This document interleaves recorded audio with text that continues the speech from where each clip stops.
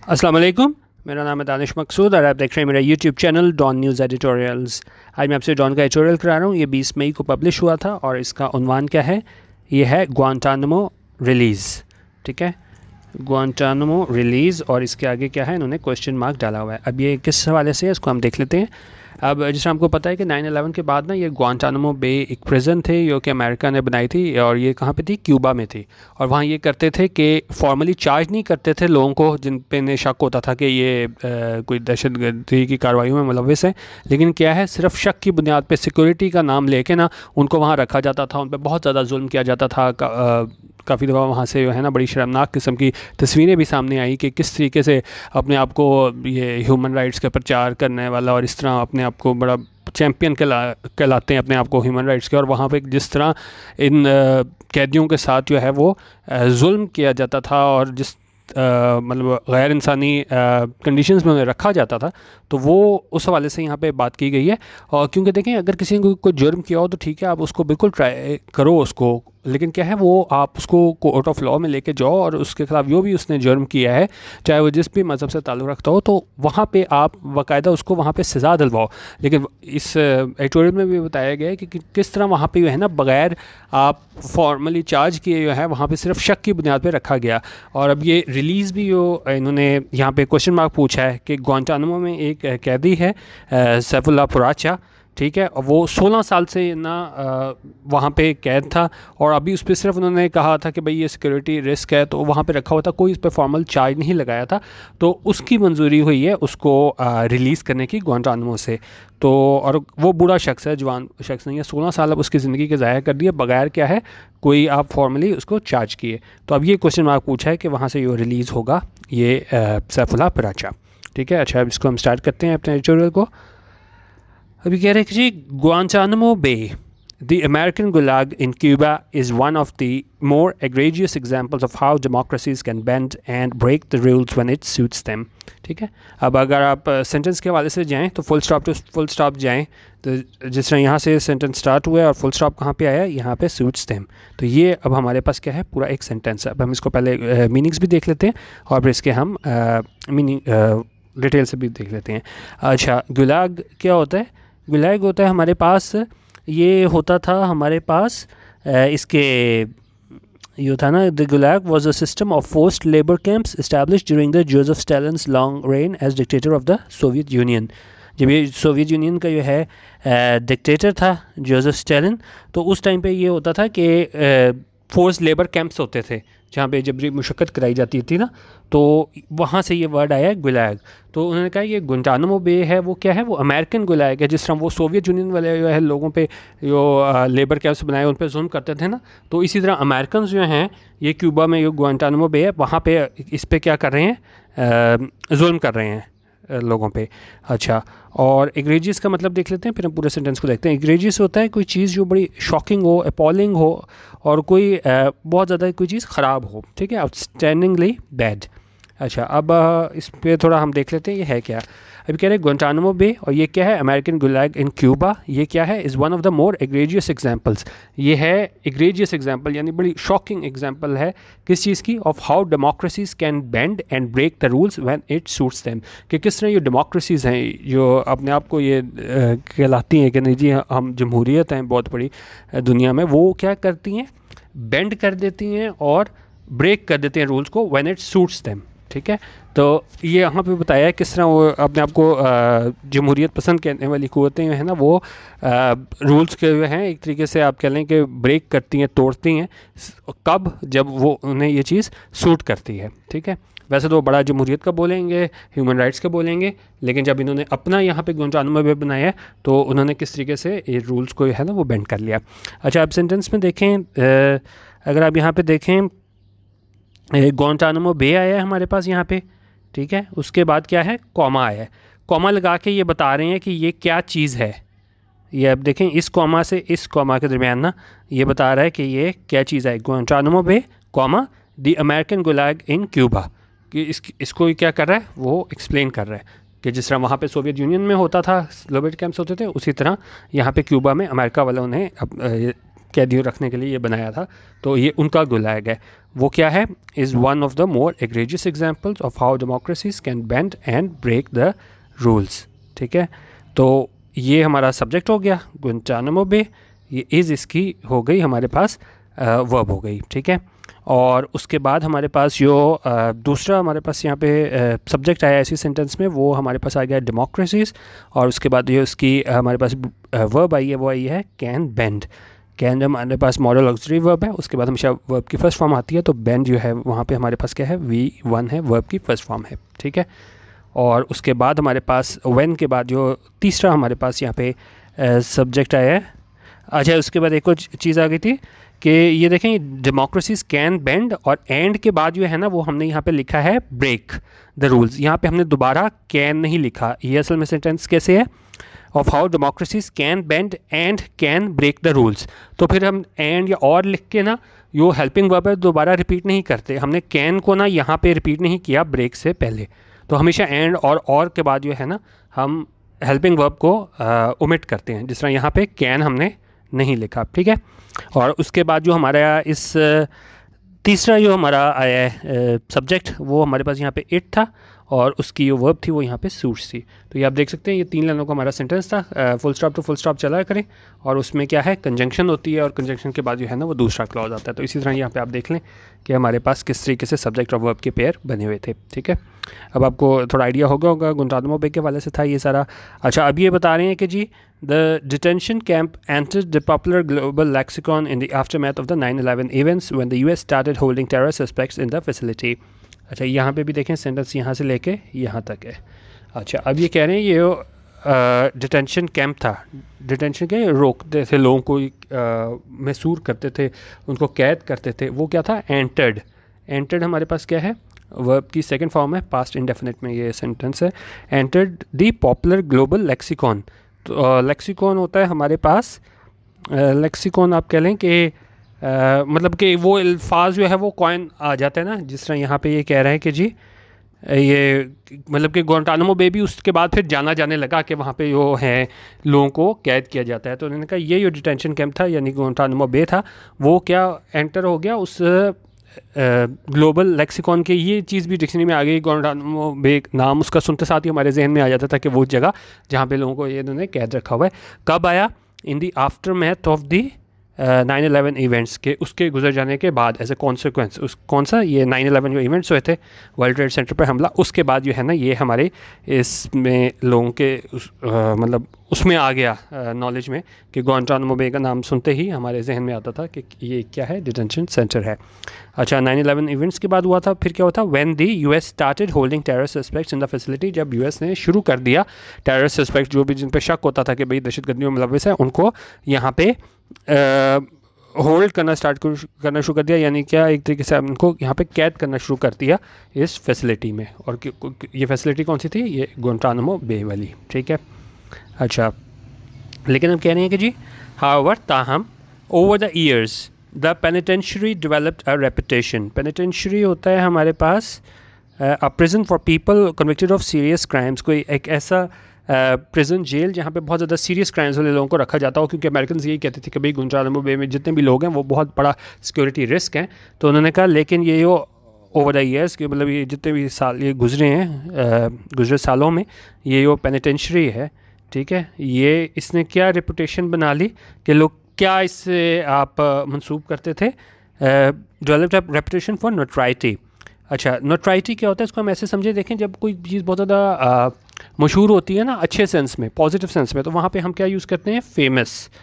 लेकिन अगर कोई चीज़ मशहूर तो हो जाए लेकिन बुरे सेंस में हो, अब जिस तरह ये गुआंटानामो बे है, मशहूर तो हो गई लेकिन क्या था कि जी वहाँ पे बड़ा जुल्म होता है, ये होता है, मशहूर हो गई लेकिन क्या है? बुरे सेंस में है।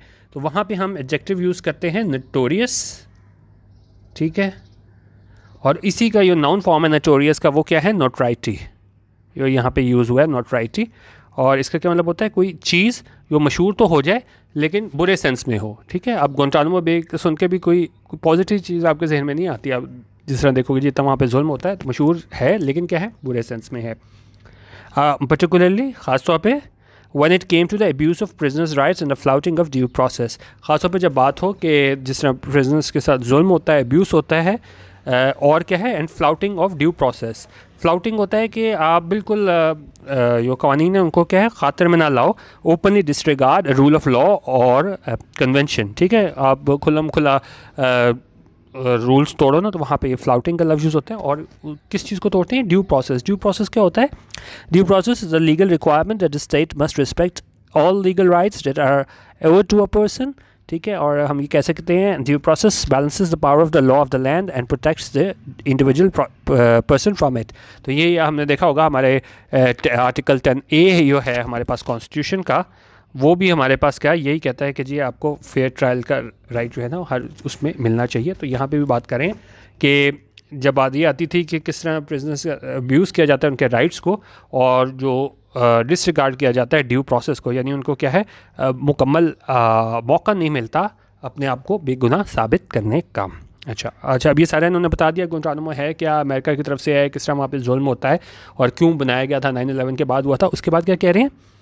उसके बाद कह रहे हैं अच्छा अब उस प्रिजनर की हम बात कर लेते हैं जिस पे सारा एडिटोरियल बेस किया गया है, जिस पे अप्रूवल हुआ है कि इसको रिलीज़ किया जाए 16 साल बाद बगैर किसी फॉर्मल चार्ज के। अमंगस्ट गुंटानामोज प्रिजनर्स, उनका गुंटानामो में जो प्रिजनर्स हैं उनमें से एक है और उसका क्या नाम है? सैफुल्लाह पराचा। और सैफुल्लाह पराचा के आगे भी जिस तरह हमने स्टार्ट में देखा था कॉमा लगा के बता रहे हैं कि वो कौन है। हम एक्स्ट्रा इन्फॉर्मेशन के बारे में देते हैं कि ये सैफुल्लाह पराचा कौन है। ये है a septuagenarian Pakistani businessman who has been held in Nagula for over 16 years. अच्छा, अब septuagenarian देख लेते हैं क्या होता है। septuagenarian होता है कि कोई भी शख्स जो हो ना, बुरी उम्र का शख्स हो, ज़्यादा उम्र का, कोई 70 से 69 70 से 79 ईयर्स तक, तो उसको हम बोलते हैं सेप्टुजेनेरियन। तो अब ये सैफुल्लाह पराचा जो है ये मतलब बूढ़ा शख्स है, 70 साल से ज़्यादा इसकी उम्र है, सेप्टुजेनेरियन है और पाकिस्तानी बिजनेसमैन है। और ये क्या है? हु हैज़ बीन हेल्ड, जिसे जो है ना वो वहाँ पे महसूर रखा गया है गुलाग में, कब कितनी देर के से फॉर ओवर 16 ईयर्स, यानी 16 साल से ज़्यादा अरसा हो चुका है जो बंदा है सैफुल्लाह पराचा बिजनेसमैन, वो वहाँ पे कैद रहा है। तो अच्छा, अब आगे क्या कह रहे हैं? while the Americans claim he was an Al-Qaeda facilitator, उन्होंने कहा ये अगरचे जो अमेरिकन हैं वो क्या कहते हैं? क्लेम करते हैं, दावा करते हैं कि वो क्या कौन था? वो अलकायदा फैसिलिटेटर था, उनकी मदद करने वाला था। Mister Paracha denies the charge, लेकिन मिस्टर पराचा है वो बिल्कुल इसको झुटलाता है इस चार्ज को कि नहीं भाई मैंने ऐसा कुछ नहीं किया था। It is important to note, और इम्पॉर्टेंट बात नोट करने की क्या है, that he has never been charged with a crime, के अभी तक जो है ना उस पर फॉर्मली इल्ज़ाम नहीं लगाया हुआ है। सिर्फ आप ये कहे कि शक की बुनियाद पर रखा हुआ है कि नहीं भाई ये फैसिलिटेटर था अलकायदा वालों को, तो रखा हुआ है। तो इनका 16 साल गुजर जाने के बाद भी जो है ना इस पर जो है वो चार्ज इसको फॉर्मली नहीं किया गया है। अब कह रहे हैं while he claims he was abducted in Bangkok, उन्होंने कहा जहाँ पे वो मतलब ये क्लेम करता है, दावा करता है, ही वॉज एबडक्टेड कि उसे क्या है एबडक्ट किया गया था, अगवा किया गया था। कहाँ पे किया गया था? बैंकॉक में किया गया था। And tortured at Bagram Afghanistan, और उस तशद्दुद का निशाना कहाँ बनाया गया था? बागराम अफगानिस्तान में। तो अब आगे कह रहे हैं कि जी Saifullah Paracha's long nightmare may be about to end. ठीक है, अबाउट टू क्या होता है? कोई चीज़ होने को हो। तो यहाँ पे कह रहे हैं कि जी ये सैफुल्लाह पराचा है लॉन्ग नाइटमेयर, इतना लंबे अरसे से आप इसको कह लें एक भयानक ख्वाब कह लें, मतलब 16 साल आप जो है बगैर किसी आप पे जुर्म साबित किया आपको वहाँ पे आपके 16 साल ज़ाया कर दो। तो उनका इसका ये नाइटमेयर था ना, एक भयानक ख्वाब की तरह का ये इसका जो सारा ये पीरियड था 16 साल का, वो क्या है? May be about to end, कि वो क्या है एंड होने के करीब है। As he has been approved, क्योंकि उसे जो है ना मंजूरी दे दी गई है फॉर रिलीज़, कि he has been approve for release, के मंजूरी दे दी गई है कि उसे क्या है वो रिलीज़ कर दिया जाए एज अ यूएस फील्स, क्योंकि यूएस जो है ना वो अब क्या फील करता है? He is not a continuing threat, क्या वो लगातार कोई वो इस तरह का नहीं है कि वो एक ख़तरा हो अमेरिका के लिए। However, ताहम his attorney adds it may take several months for him to be a free man, लेकिन उसका जो अटर्नी है, वकील है, उसने क्या चीज़ इसमें ऐड किया है कि हो सकता है कि कई महीने लग जाएं इसको सैफुल्लाह पराचा को एक फ्री मैन के तौर पे, यानी कि उससे गुंटानामो बे से बाहर निकलने में, क्योंकि अभी काफ़ी सारी इसमें वो होंगी मतलब उसमें सारी आपको वो पूरी करनी पड़ती हैं रिक्वायरमेंट्स वगैरह। तो उन्होंने कहा शायद अटर्नी ने कहा फिर कि चले मंजूरी तो हो गई है कि इसको वहाँ से रिलीज़ किया जाए, लेकिन उसका हो सकता है अभी भी कई महीने लग जाएं कि ये बंदा जो है वो वापस बाहर आए इस गुंटानामो बे से। अच्छा, अब आगे कह रहे हैं कि जी while transnational terrorism has thrown up unique challenges for the global community. Nothing justifies the torture and abuse of prisoners or holding individuals without charge for over a decade, as is the case with Guantanamo. अच्छा, पहले हम देख लेते हैं transnational क्या होता है. एक तो नेशनल होता है मुल्क में ही कुछ होना. ट्रांसनेशनल होता है गोइंग बियॉन्ड नेशनल बाउंड्रीज और इंटरेस्ट. ठीक है, जिसमें हम कह सकते हैं ट्रांसनेशनल इकोनॉमी. तो यहाँ पे ट्रांसनेशनल टेररिज्म की भी ये बात करें कि सिर्फ मुल्क की हद तक नहीं, ट्रांसनेशनल मुल्क से बाहर भी. ठीक है, तो इसने ये है ना ट्रांसनेशनल टेररिज्म, क्योंकि टेररिज्म ज़ाहिर है महदूद नहीं होता मुल्क तक, दूसरे मुल्कों तक भी जो है वो फैला होता है. तो ये जो है ना ट्रांसनेशनल टेररिज्म, इसने क्या किया, has thrown up unique challenges. ये अपने साथ लाया है कई जो है यूनिक चैलेंजेस लेके आया है. और वो क्या है, ग्लोबल कम्युनिटी के लिए लेके आया है. और लेकिन उन्होंने क्या कहा कि ठीक है, बड़े मसाइल हैं, मुश्किलात हैं, चैलेंजेस हैं ट्रांसनेशनल टेररिज्म की वजह से, लेकिन nothing justifies the torture and abuse. लेकिन ये इस बात का कोई जवाब नहीं है कि आप कहो कि नहीं जी हम टॉर्चर कर रहे हैं, हम अब्यूज़ कर रहे हैं इन प्रिजनर्स को, और इनको हम क्या है महसूर रख रहे हैं विदाउट चार्ज, कोई इल्ज़ाम लगाए बगैर, सिर्फ शक की बुनियाद पर उनको हम रख रहे हैं for over a decade. Decade होता है 10 साल. कि आप 10 साल से ऊपर रखे हुए हैं, जिसमें सैफुल अपराचे केस पर 16 साल हो गए हैं आप रखे हुए हैं, और आप सिर्फ कहो नहीं जी सिर्फ इस वजह से हमने रखा हुआ है कि हमें जो है ना वो ये सिक्योरिटी थ्रेट लगते हैं, और हमने क्या है बगैर किसी चार्ज लगाए इसको इतनी देर यहाँ पे रखा हुआ है. उनका कोई चीज़ जो है वो जस्टिफाई नहीं करती. ठीक है, अच्छा अब आगे कह रहे हैं, अब इसमें कह रहे हैं कि जी दी बाइडन एडमिनिस्ट्रेशन, जो बाइडन एडमिनिस्ट्रेशन है, must speed up the process of closing down the facility permanently. अच्छा, अब इसमें पहले भी बाइडन से पहले भी अगर हम देखें ना, ट्रंप के दौर में भी बात होती रही, उससे पहले हमारे पास ओबामा के दौर में भी बात होती रही कि भाई इसको बंद किया जाए, क्योंकि काफ़ी ज़्यादा खासतौर पर जब तस्वीरें वहाँ से आई थी हमारे पास गुआंटानामो बे की कि किस तरीके से वहाँ पर रखा जाता है कैदियों को, तो बातचीत आती रही कि भाई इसको जो है वो क्या है इस फैसिलिटी को बंद किया जाए.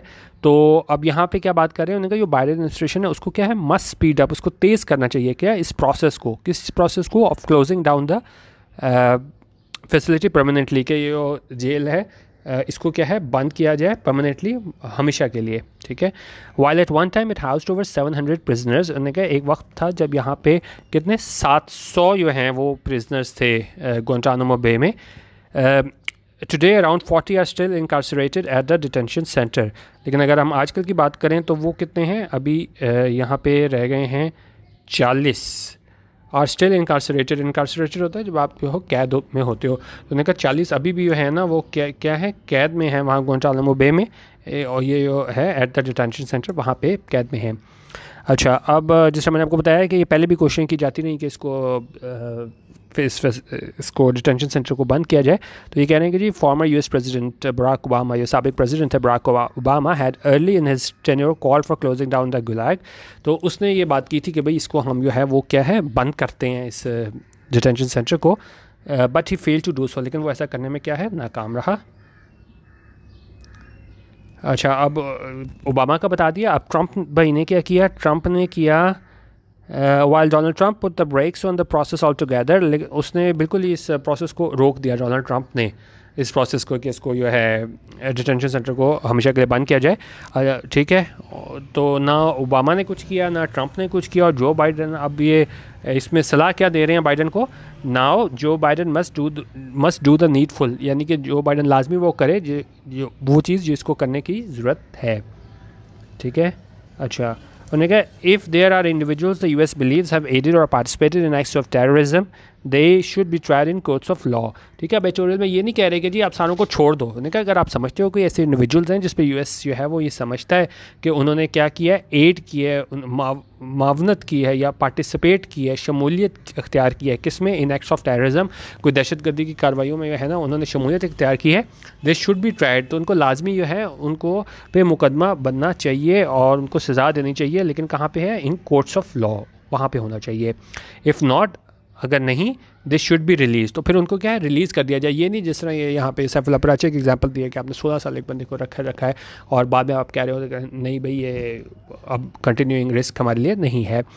The fact that Washington opened a facility in the first place indicates the Bush administration's hesitation in allowing the cases to be heard in normal courts. उन्होंने कहा ये हकीकत के जी वाशिंगटन ने है ना ये फैसिलिटी ओपन की, वो जाहिर करती है कि बुश एडमिनिस्ट्रेशन जो है ना वो हिचकिचाहट का मुजाहरा कर रही थी इजाज़त देने में के जो केसेस हैं उनको क्या है नॉर्मल कोर्ट्स में जो है वो सुना जाए.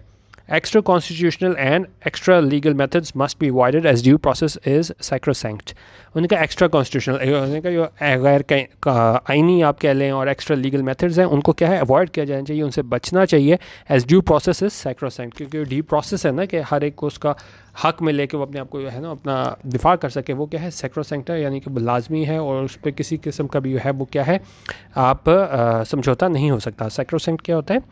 आप कह लें कि जी specially of a principal place और routine regarded as too important और valuable to be interfered with.